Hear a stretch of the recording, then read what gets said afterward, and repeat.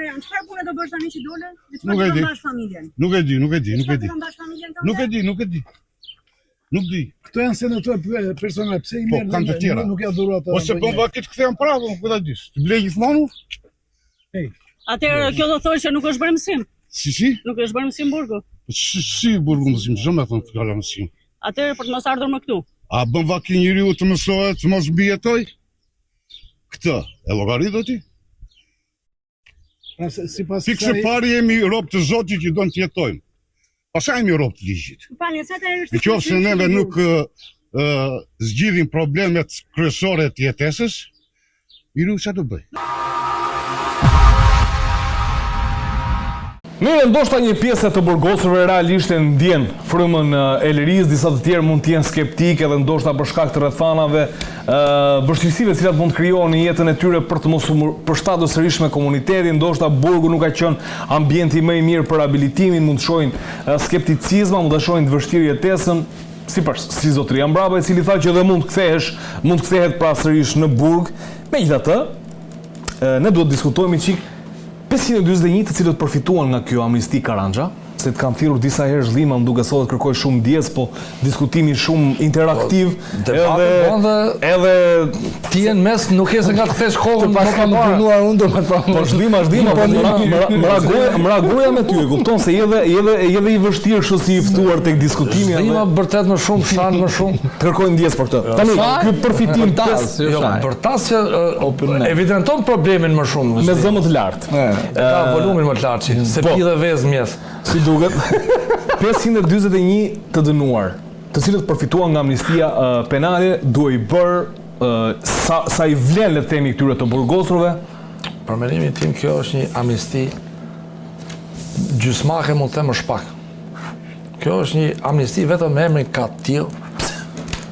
Po ti veshre nene që përjashtohen, nuk përfiton ky nen, nuk përfiton ky nen. Ne po dalim të disa nene që të cënojnë popullin shqiptar, që dihet janë fenomene.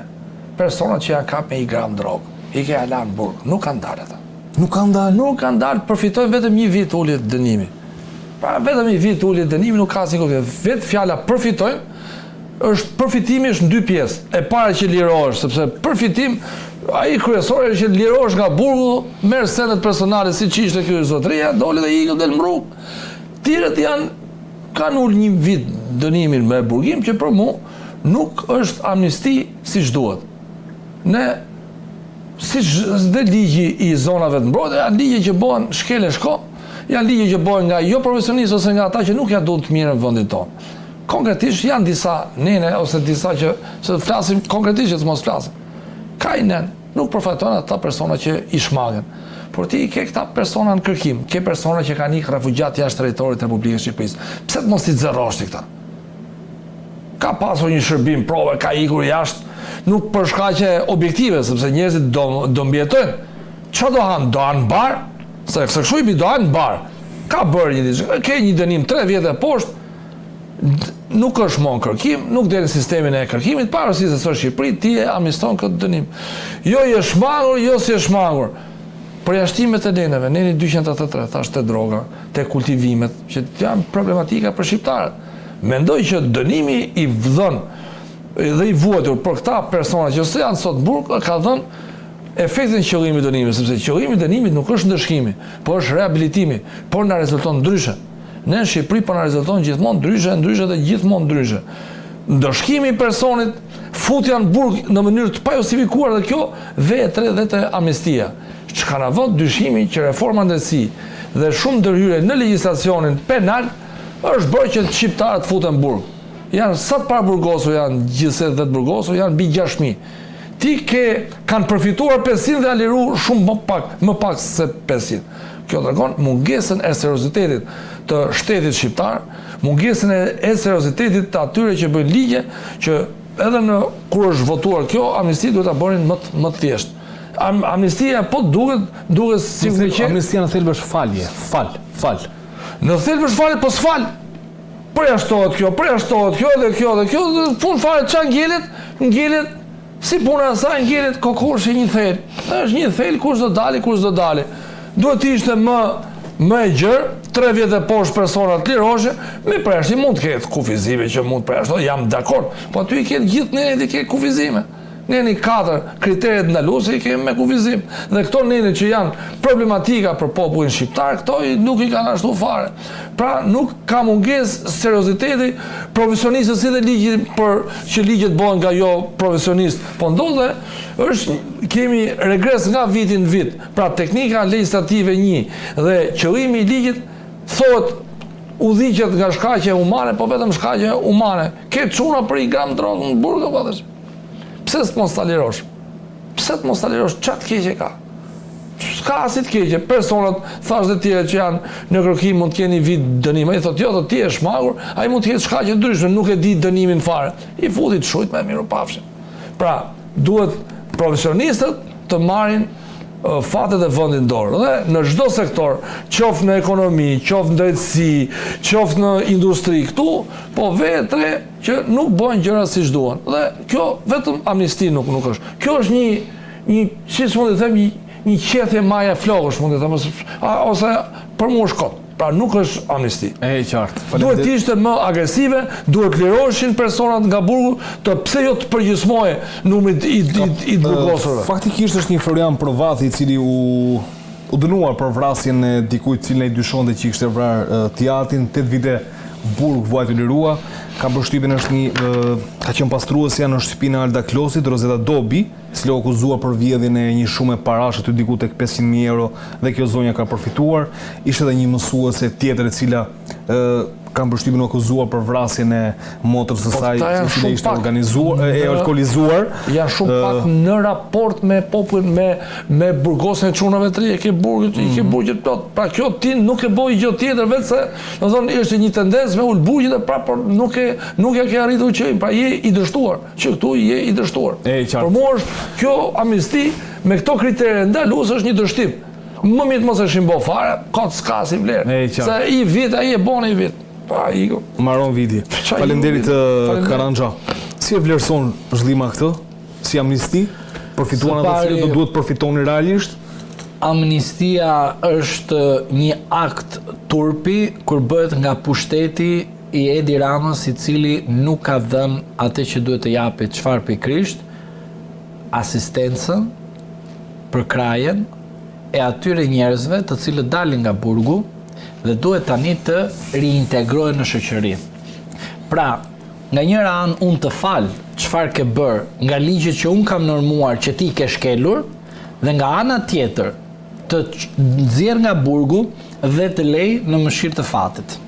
Kjo si quhet, përveç të quhet tallje.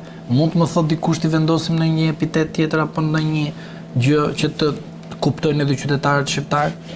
Sepse unë do dija ose do doja më mirë që kur dëgjoja këtë qytetarin të ishte asistenca e bashkisë kur qytetari ka aktualisht, pra familjen e tij, vetën e tij, të rrinte aty, t'i merrte të dhënat dhe t'i jepte një datë që shiko eja, sepse ne të kemi gjetur vend pune dhe të kemi gjetur se si do trajtosh psikologjikisht nga një psikolog i asistuar nga ne për një vit, që ti nga ai moment që ke shkuar në burg, në daljen, të dalësh në mënyrë graduale.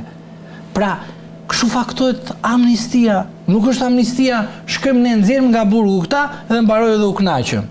Nuk quhet amnisti kjo. Kjo quhet tallje dhe quhet një veprim që vetë shteti, pra nëpërmjet pushtetit të fut në burg dhe vetë përsëri pushteti i paaft të tregon që ti mund të shkelësh përsëri ligjet, sepse vetë pushteti është ai që me të drejtë tha qytetari që të bën që të shkelësh ligjin. Ai kur lufton për mbijetesë, e kupton? Ai që lufton për mbijetesë nuk e koncepton dot atë që i themi ne në disa aspekte. Se thot përfitova nga amnistia. Jo, ai thot, shiko, unë përfitova. Pa po thua që reintegrimi në jetën sociale është pak i vështirë dhe do duhet bëj pak më ndryshe. Po kush e bën këtë? Nuk e bën shoqëria jon, e bën pikërisht partia që qeveris vendin. Në rast se partia që qeveris vendin gje 4.3 milion euro, edhe ja jep një personi që as i llogariti ata fansat e vet që e pritën atje, mirë, as i tha një faleminderit popullit shqiptar, po i tha Edi Ramës, A kupton? Sikur e dira Ai kupton se ishte në Turqi. Ai mendon se ishte në Turqi, e kupton tani akoma më e keq. Kuptonte para 1112 se kishte pa hartat e vjetra. Është vërtet aty ke njoftim zyrtar turk. Kishte pa hartat e vjetra. Jo, populli im i dashur. S'ka fajin kenu, s'ka fajin. Jo, ai ka menaxhuar ku shkonte më. Sa ai mendonte se ishte akoma në Otomaninë, a kupton? E thoshte Shqipëria është e Turqisë. Ai kupton tani që nuk ngatroi dhe vilajetet. Po tani këtë akt normativ Rama duhet ta çojë brenda 45 ditëve në parlament të marrë fuqinë e ligjit.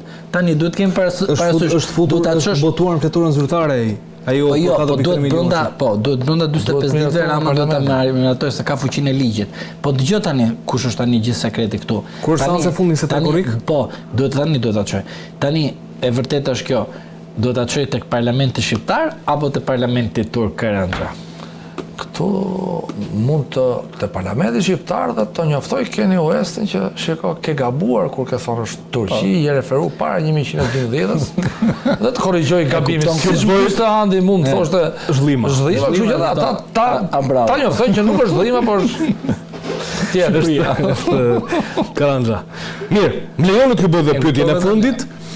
Kemi seancën e cila do të zhvillohet në gjykatën e lartë për kryebashkiakun e Tiranës, Erion Veliaj, dhe është një seancë e cila pritet të vendos në peshore masën e sigurisë arrest me burg, e cila u vendos që në shkurt të vitit të kaluar, në momentin që u arrestua, pra masa arrestit me burg, gjykata e lartë sot, kur them sot, domethënë në seancën e radhës, do duhet të vlerësojnë nëse Erion Veliaj vlen të qëndroj në burg, apo për shkak të rrethanave të ndryshme, do duhet të shkojnë në një tjetër mas më të butë sigurimi e cila mund tjetë arresti në shtëpi ose detyrimi i paraqitjes. Fillimisht u përcaktua që kryetari i trupës gjykuese do të ishte gjyqtari Ilir Panda, por me sa duket ka pasur një tërheqje nga ana e tij ditën e sotme dhe këtë kërkesë do ta shqyrtoj Sandër Simoni. Zhvima për ta përmbyllur se si e vlerëson çdo të ndodh në këtë seancë, ndërkohë që dhe në datat 27 dhe 28 korrik s'pa ka miratuar një kërkesë të pak nga sa informacion kemi, e cila do t'i lejoj Veliaj të takoj avokatët e tij ndërkombëtar. Kemi dy studio, një në një Britani të Madhe dhe një në Shtetet e Bashkuara të Amerikës, por do t'i takoj jo në cilësinë e avokatit, por në cilësinë e vizitorit, duke se ka një lloj tërheqje nga ana e SPAK-ut. Çfarë ndodh, Zhllima? Për qytetarët një informacion, kur masa e sigurisë fillestare është gjykuar nga një antar i trupit gjykues të gjykatës së lartë, sigurisht që ai duhet ta ketë përsëri të njëjtën dosje që gjykon vazhdimisht. Dhe tek rasti Erion Velis, gjyqtarja që e ka marrë ka qenë Albana Bokshi dhe ka qenë ajo që ka shqyrtuar vazhdimisht të gjitha masat e sigurisë ndaj Erion Velis dhe ajo fillestarja. Për opinionin publik, një informacion. Kush është informacioni? Pse duhet të bëhet lajmi i fundit që ndryshon Ilir Panda, vjen Simoni? Pse dosja e masës së sigurisë duhet të iki nga Albana Boksi, mos gaboj Boksi, dhe të shkoj tek Simoni dhe tek Panda. Se me emrat që kemi shumë keq sot gjithë. Sot që kemi shumë keq. Por, çfarë do të thotë këtu? Do të thotë që dikush po luan me shortin e gjykatës së lartë. Kush luan? Dhe me seriozitet, tani unë jam sekretaria. Dikush ka marrë urdhër që të lëviz diçka. S'kuptohet. Lëvizja çfarë do provoj? Pse duhet të ndryshoj? Po, lëvizja çfarë do provoj? Lëvimin apo jo? Albana Boksi ka qenë ajo që ka shqyrtuar. Domethënë e ka lënë burg ajo, ha? Ajo e ka lënë zotin, nuk e ka marrë konsiderat. Dhe tani zonjës Boksi kanë thënë që hik ti, se do të kush tjetër që lion. Po, bravo, po atë po kuptoj unë, atë kuptoj unë atë që the ti. Jo e the ti, se thash unë. Nga këto ilet mediatike nuk i lejoj. E the ti. Pra, tani të gjithë politikanët e tjerë i ka Ilir Panda nga mjes deri në darkë dhe nuk lëshon dosje. Tani zonja në fjalë e pas është tërhequr dhe zoti Ilir Panda, është Sandër Simoni po. Po le të jeti për zoti Panda tani edhe zoti Simoni, nuk ka rëndësi. Masën fillestare e gjykonte zonja Boksi. Pra po thuaj që mund të ketë ndërhyrje. Ka ndërhyrje zotëri. Okej. Ka ndërhyrje, pse ndërhyn? Pse? Pse duhet ja marrësh kësaj që ka vendosur? Dhe përbën me trup ju. Tani tallesh tani tallesh. Bëhet me gogla. Bëhet me gogla, po bëhet figurative. Tani ti mendon se ekziston shorti tani mos tani tallesh tani me mua. Ata tallen më, atë s'ka transparencë. Bën drejtësinë, domethënë e telendis shumë keq, tash i lëri sa procedura të duhet se ka drejtësi këtu më këtë vend. Ore po nuk ngritëm në zërin ata, na bën namin më, ata na bën. Prandaj duhet ta ngrim zërin që s'ka drejtësi, po ne kemi detyrë këtu të themi zgjoni nga gjumi, mos u bëni statistike e Tiranës se do ju marrë përpara. Zhlimo, faleminderit. Karanja, ju zgjidheni. Si e vlerëson çfarë do të ndodhë në gjykatën e lartë? Gjykata e lartë ka këto fakte parasysh që do të ketë sepse kanë ndryshuar rrethanat. Para kemi një vendim gjykatës kushtetuese që ai Erion Delia është në detyrë si kryebashkiak. Pra, efektivisht në arrestin Burg nuk e ka ushtruar këtë detyrë. Pra nuk janë krijuar në Burg kushtet që ky nga Burgu të ushtrojë këtë detyrë. Është një vendim i gjykatës kushtetuese i cili është i pazbatuar. Do verifikohet se zbatohet sepse nesër Shqipëria mban penalitet në rast se nuk zbatohet. E dyta, kemi vendimin e gjykatës kushtetuese. Vetë gjykata kushtetuese thotë gjykata duhet të argumentojë pse masat e tjera janë të papërshtatshme. Pra duhet bëjë një argumentim dhe ka bërë dhe një interpretim të përshtatshmërisë të arrestit në Burg. Rregulli i përgjithshëm dihet që është masë e sigurimit arrest Burg, është kur çdo masë tjetër është e papërshtatshme. Në Shqipëri ndodhet kundërta. Burgu është i përshtatshëm, të gjithmonë Burgu dhe nuk duhen masat e tjera. Dhe këtu duhet ndërhynin politikanët ta që t'i shfuqizonin masat e tjera, të lenin vetëm Burg që ta dinë, Burg, Burg s'ka masë tjetër. Burg është shtëpi, sepse kështu janë bërë ligjet. Kemi dhe një vendim unifikues të gjykatës lartë, i cili nuk po zbatohet përveç vërtetës në praktik. Vendimi unifikues i gjykatës lartë thotë që kur saktohet mas sigurimi arrest Burg, shifet rrezikshmëria e autorit dhe e veprës, s'kan lidhje bashkë. Këto i lidhin bashkë, ti ke vepra, thotë, ti ke dyshime dhe i arrasin dhe autorit. Dhe autori gjithmonë ti e provon veprën objektivisht. Niset që dyshohesh për i veprën dhe ngelen Burg këtu. Pra prapë dhe ky vendim, se është gjykatë e lartë, ka tjetër qasje. Pra, këta kanë vendimet e veta, duhet t'i sërën. Rrethan tjetër, që duhet marrë parasysh është dhe që janë mbyll hetimet, pra nuk ka mod qa veprimesh të bëhen tjera. Pra, nuk dëmtojnë hetimet? Nuk dëmtojnë provat. Edhe për shkak të rrezikshmërisë të personit, do shikoj ka apo jo rrezikshmëri të kryej vepra të tjera. Në lidhje, pra këto janë rrethanat që gjykata duhet të ketë parasysh për masën e sigurimit. Në lidhje me heqjet dorë të zotit Panda, janë shkaqe personale, është e njëjta treshe e cila mund ta ketë lënë sepse gjykata e lartë gjykon me treshe, jo me teke. Pra nuk është se i shqyrton një gjyqtar. Po relator është një. Po relator është një, po janë tre që kanë firmos, sepse po dilshin dy ansorë, dilte nga Burgu, 2000 ishte dale. Dhe mendoj që këta duke qenë se kanë dhënë vendim dhe vendimi i tyre është shfuqizuar nga gjykata kushtetuese, atëherë duhet të jetë një trup tjetër që ti vlerësoj rrethanat e faktit, sepse ato janë paragjykuar, kanë paragjykuar. Sepse po e marr ndryshe, pra po ta kishin zgjidhur këtë problem që në fillim s'kishte pse shkote çështja e gjykatë kushtetuese. Pra ka dhënë mendim dhe nuk janë të anshëm. Duke pasur parasysh praktikat e gjithë. Çështja e Ndriza kundër Shqipërisë në Strasburg, çështja e Luan Daci në gjykatë kushtetuese, pra ai është kriju bindje dhe Daci, domethënë kur krijohet bindja që domethënë nuk është i anshëm, kështu e ka emrin Daci. Mbi e keq, po kështu e ka mbi emrin Luan Daci. Luan Daci. Dhe për çuditërisht ka Luan që është emër dhe Daci, domethënë që janë dy kafsh. Po tash kështu e ka emrin. Dhe Daci kundër Shqipërisë dhe kundër domethënë që ka fituar gjithë pa anësia shumë e rëndësishme në një proces penal. Dhe janë larguar të vinë një trup tjetër. Ju po thoshit që Karanja po tregohet pak më diplomat, ne dim që vini domethënë dhe për shkak të profesionit i ka shumë të strukturuar në formë, le të themi, sepse duhet të dini. Po thotë që janë fakte të cilat të jetë kjo që thot zoti Karanja. Jo, këto që përmendi Karanja janë fakte të cilat ja lehtësojnë rrethanën pozitën për ballërisisë. Në teoritë janë këto në teorisë ne kot flasim dihet burgat. Okej, dihet burgu. Po vërtet. Dihet fal hadi vetëm shtrirë e kaput është burg. Çfarë bëhet fjalë shtrirë e kaput? Sepse këtu jemi pikërisht tek përplasjet edhe diçka të fundit, gjykata kushtetuese përplasi veten e saj dhe vetë reformën në drejtësi. E dikush është sekreti, se pikërisht gjykata kushtetuese goditi vendimarrjen e gjykatësit Bani në GKKO. Pra gjykatësit që kanë shumë lavdrata disa dhe goditi atë gjykatës që është një ndër preferuarit dhe vetë magjistratëve. Pra e kuptoni dhe si është reforma në padrejtësi, goditja në vetë goditje dhe tronditja në tronditje. Empati apo një simpati për një gjyqtar, vetëm nga ana nga ana juaj, po nga ana një avokati, është e vështirë që të krijojë një perceptim masiv publik për dikë, kështu që shiko, empatia dhe simpatia për një prokuror apo gjyqtar është krejt personale dhe nuk përfaqëson detyrimisht të gjithë ato se çfarë përfaqëson ai gjyqtar apo ai prokuror.